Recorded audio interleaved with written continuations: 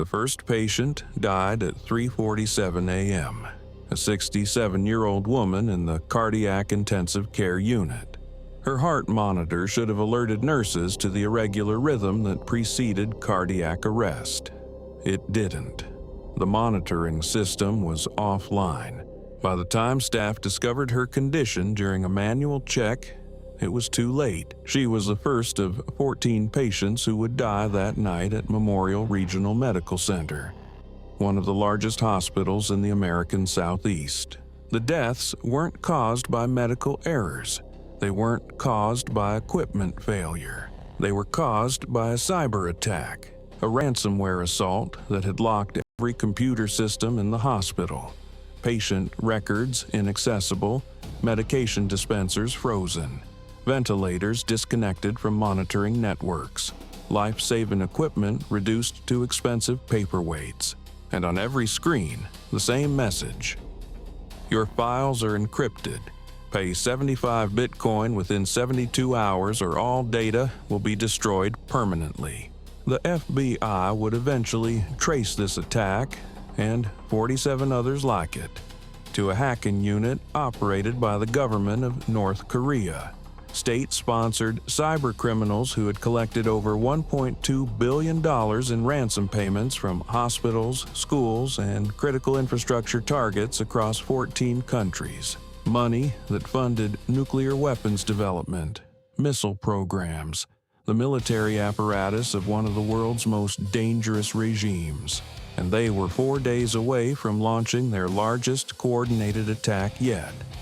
Simultaneous ransomware strikes against 340 American hospitals during a nationwide flu epidemic. This is how the FBI stopped a cyber attack that would have crippled American healthcare and potentially killed thousands. The investigation began 18 months before the Memorial Regional attack. FBI Cyber Division analysts had been tracking a ransomware variant called ShadowCrypt since it first appeared in 2021. The malware was sophisticated, using encryption algorithms that were virtually impossible to break without the decryption key held by the attackers. ShadowCrypt attacks followed a consistent pattern. Initial infiltration through phishing emails sent to hospital administrators. The emails appeared legitimate: vendor invoices, insurance correspondence, regulatory notices. One click on an infected attachment, and the malware would begin spreading through the network. The attackers were patient. After initial infection, ShadowCrypt would remain dormant for weeks or months, mapping the network, identifying critical systems, copying sensitive data. Only when the reconnaissance was complete would the ransomware activate, encrypting everything simultaneously, leaving no time to respond. The ransom demands were calibrated precisely. Attackers studied their victims' financial records, insurance coverage, and operational budgets. They knew exactly how much each target could afford to pay. Demands ranged from $500,000 to $12 million, depending on the institution's resources, and the attackers made clear that refusing to pay had consequences. Patient records would be published online. Medical histories, diagnoses, insurance information exposed for anyone to see. Hospitals faced not just operational paralysis, but regulatory penalties, lawsuits, and permanent reputational damage. Most victims paid. The FBI's first break came in April 2022. A hospital system in Ohio had been hit by ShadowCrypt. Unlike most victims, they refused to pay the ransom. Instead, they contacted the FBI and allowed agents full access to their compromised systems. The forensic analysis was painstaking. Cyber investigators traced the attack's command and control servers through a maze of proxy networks spanning 23 countries. The attackers had used compromised systems in Europe, Asia, and South America to mask their true location. But they made a mistake. One of the command servers had been improperly configured. For approximately 47 minutes during the attack, Network traffic had flowed through the server without full encryption. That window was enough. FBI analysts captured data packets that revealed the attacker's true origin point: Pyongyang, North Korea. The attack wasn't the work of independent criminals. It was a state-sponsored operation conducted by Bureau 121, North Korea's elite cyber warfare unit. The discovery transformed the investigation. Ransomware attacks by criminal gangs were serious crimes. Ransomware attacks by a hostile foreign government were acts of state-sponsored terrorism. FBI leadership escalated the case to the highest levels. The National Security Agency was brought in to assist with signals intelligence. The Treasury Department began tracking cryptocurrency payments. The State Department was briefed on potential diplomatic implications. The investigation revealed a disturbing picture. Bureau 121 had been conducting ransomware operations since 2017. Their primary targets were healthcare institutions, hospitals, clinics, medical research facilities. But they had also hit schools, municipal governments, and utility companies. The targeting was deliberate. Healthcare institutions were vulnerable. Their networks were often outdated, maintained by understaffed IT departments. They couldn't afford extended downtime. Every hour of system failure meant delayed surgeries, missed medications, and potential patient deaths. They were perfect victims, and they paid over and over again. FBI analysts estimated that Bureau 121's ransomware operations had generated over $1.2 billion in payments since 2017. The money was laundered through cryptocurrency mixers and shell companies, then transferred to North Korean government accounts. The funds went directly to weapons development, intercontinental ballistic missiles, nuclear warheads, the military programs that threatened regional stability and global security. American hospitals were funding North Korean nuclear weapons. The Memorial Regional attack in September 2023 was a turning point. 14 patients died during the 72-hour system outage.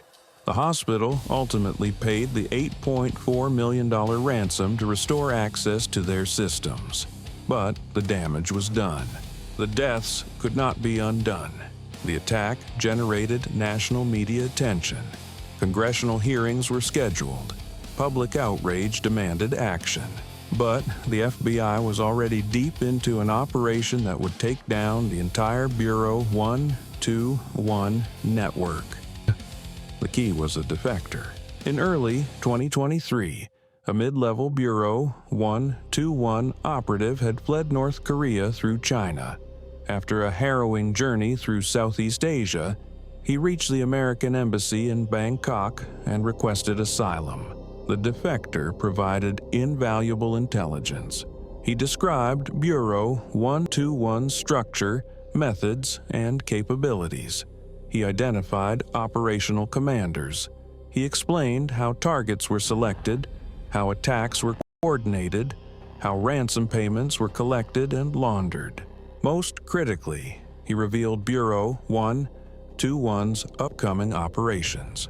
A massive, coordinated attack was planned for winter 2023. The target: American hospitals during peak flu season, when emergency rooms were already overwhelmed and system capacity was strained. 340 hospitals would be hit simultaneously. The attackers had spent 18 months infiltrating networks, planting dormant malware, mapping critical systems. When the attack launched, hundreds of hospitals would be paralyzed at the moment when they were most vulnerable. The defector estimated potential casualties in the thousands. Patients who couldn't receive emergency care, surgeries that couldn't be performed, medications that couldn't be dispensed, ventilators that would stop functioning, and the ransom demands would total over $2 billion, enough to fund North Korea's nuclear program for years. The attack was scheduled for 4 days away. Operation Digital Shield launched immediately. The FBI faced an unprecedented challenge. They had to protect 340 hospitals from an attack that had already begun. Malware was already present in the networks, waiting to activate. Removing the malware wasn't simple. The dormant code was designed to detect removal attempts. Any obvious intervention could trigger early activation, causing exactly the catastrophe the FBI was trying to prevent. The operation required 3 simultaneous tracks. Track 1. Covert neutralization. FBI cyber teams worked with private sector partners to develop a counter tool that could disable ShadowCrypt without triggering its activation protocols. The tool had to be deployed to all 340 hospitals within 72 hours. Track 2. Network hardening. Hospitals were quietly contacted and instructed to implement emergency security measures, isolating critical systems, creating manual backups, establishing offline communication protocols, all without alerting the attackers that their operation had been compromised. Track 3. Attribution and disruption. The FBI worked with international partners to identify and disable Bureau 121's command and control infrastructure. If the attack couldn't be prevented, they could at least sever the connection between the malware and its operators. The clock was ticking. The covert deployment began at midnight on a Thursday. FBI cyber teams worked with hospital IT departments across the country.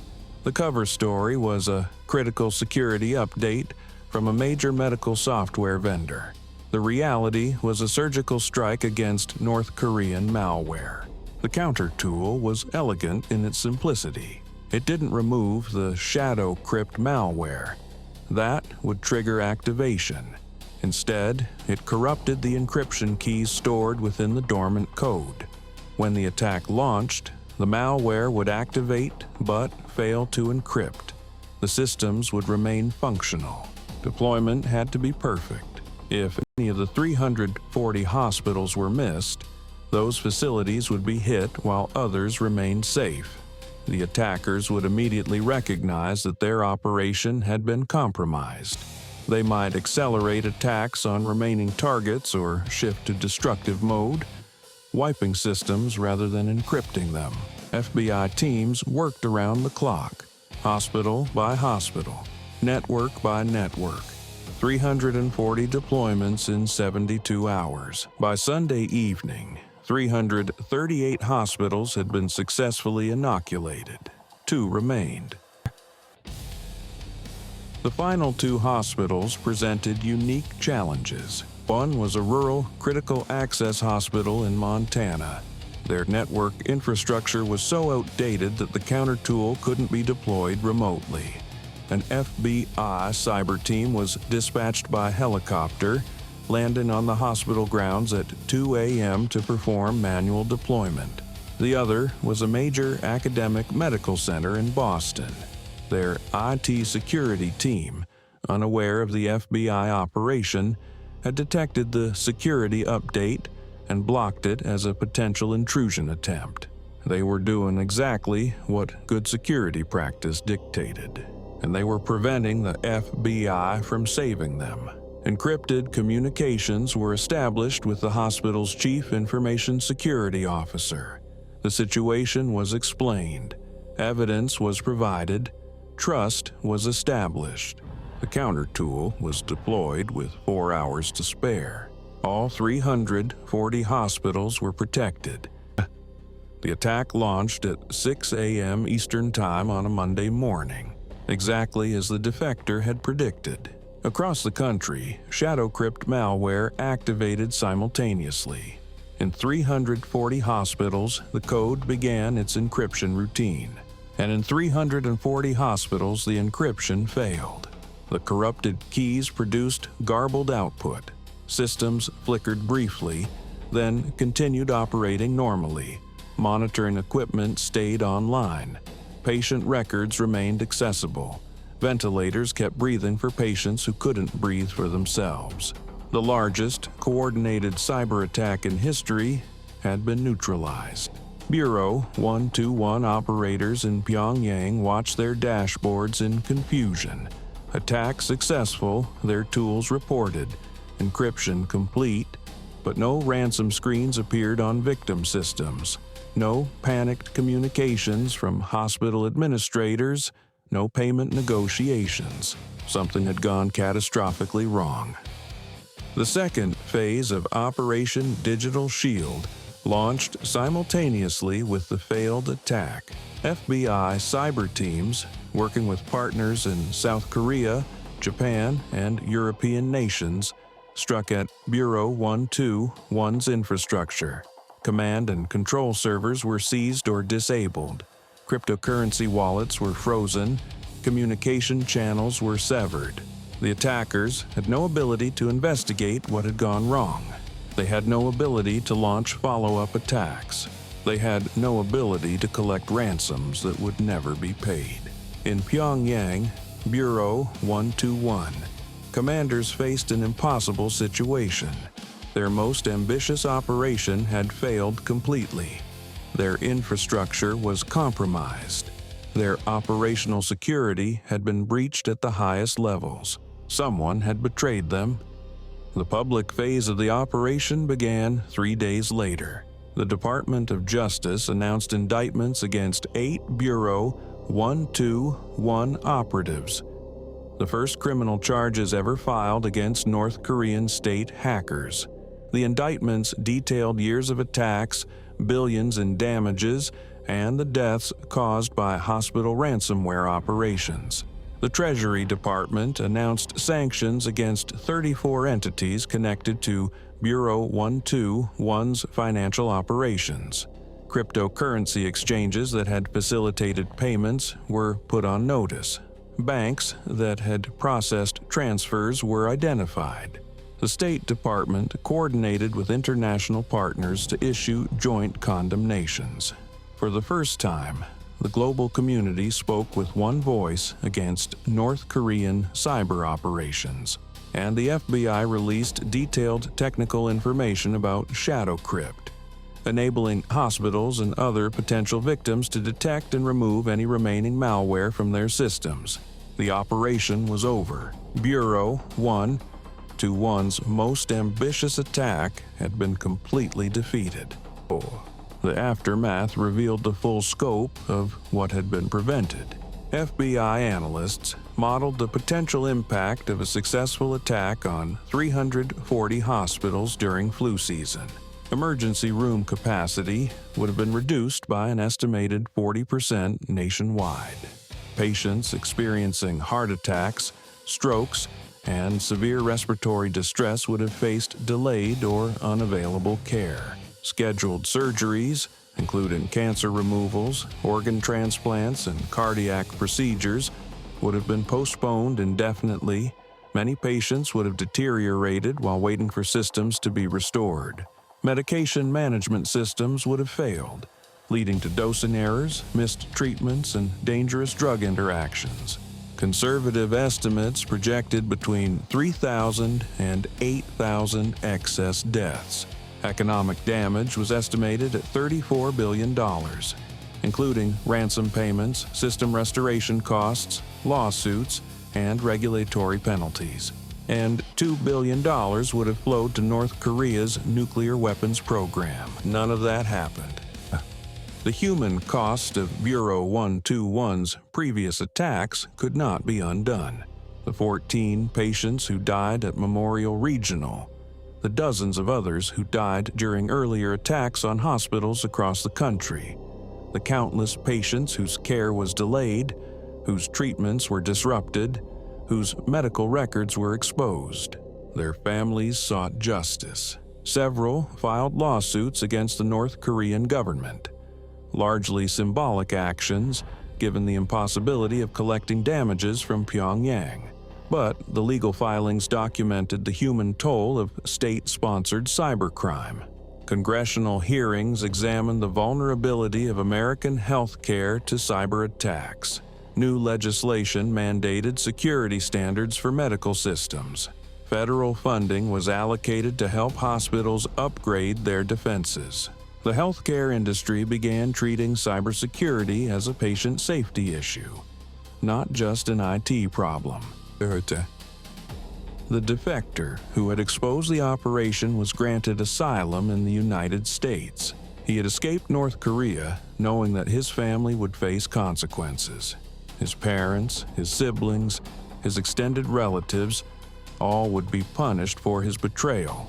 Some would be sent to prison camps. Some would simply disappear. He had made the choice anyway, because he had seen what Bureau 121 was doing. He had watched operations unfold that killed patients in distant hospitals.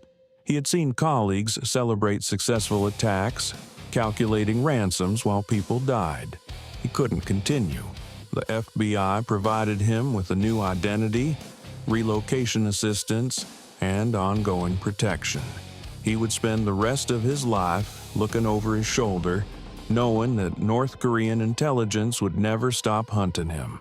But he had saved thousands of lives. That was worth something. Operation Digital Shield demonstrated both the vulnerability and resilience of American critical infrastructure. 340 hospitals had been infiltrated by foreign adversaries. Malware had been planted in systems that controlled life-saving equipment. The attack had come within hours of causing mass casualties. The vulnerabilities were real, but so was the response. FBI cyber teams, private sector partners, international cooperation, a defector's courage, a coordinated defense that protected millions of Americans who never knew they were in danger. The patients who went to those 340 hospitals that Monday morning had no idea what had almost happened. They checked in for scheduled surgeries. They arrived at emergency rooms with chest pain and broken bones. They gave birth to children and received treatments for cancer. Normal hospital operations, because an attack designed to kill them had been stopped. Bureau 121 continues to operate. North Korea's cyber warfare capabilities remain among the most sophisticated in the world. Their hackers continue to target financial institutions, cryptocurrency exchanges, and critical infrastructure worldwide. The regime's need for foreign currency to fund weapons programs hasn't diminished. If anything, international sanctions have increased their reliance on cybercrime revenue. The next attack is already being planned. The next malware is already being developed. The next targets are already being selected. Well, the FBI's cyber division never stops, because the threat never stops. Every day, analysts monitor networks for signs of intrusion. Investigators track cryptocurrency flows looking for patterns that suggest ransomware payments. Agents cultivate sources inside hostile nations who might provide the next critical warning. The work is invisible to most Americans, but when you walk into a hospital and the computers work, when your medical records are accessible, when the monitoring equipment tracks your vital signs and alerts nurses to problems, that's not an accident. That's the result of operations you'll never hear about. Attacks you'll never know were planned. Deaths that never happened. The 14 patients who died at Memorial Regional are remembered. Their families established a foundation to improve hospital cybersecurity. They testified before Congress. They pushed for legislation that now protects millions of Americans. Their deaths were not in vain, but they should never have died at all. State-sponsored cyber criminals killed them. A foreign government killed them. A regime that builds nuclear weapons with ransomware money killed them. Operation Digital Shield ensured that thousands more would not join them. This is what the FBI does every day, whether you know it or not.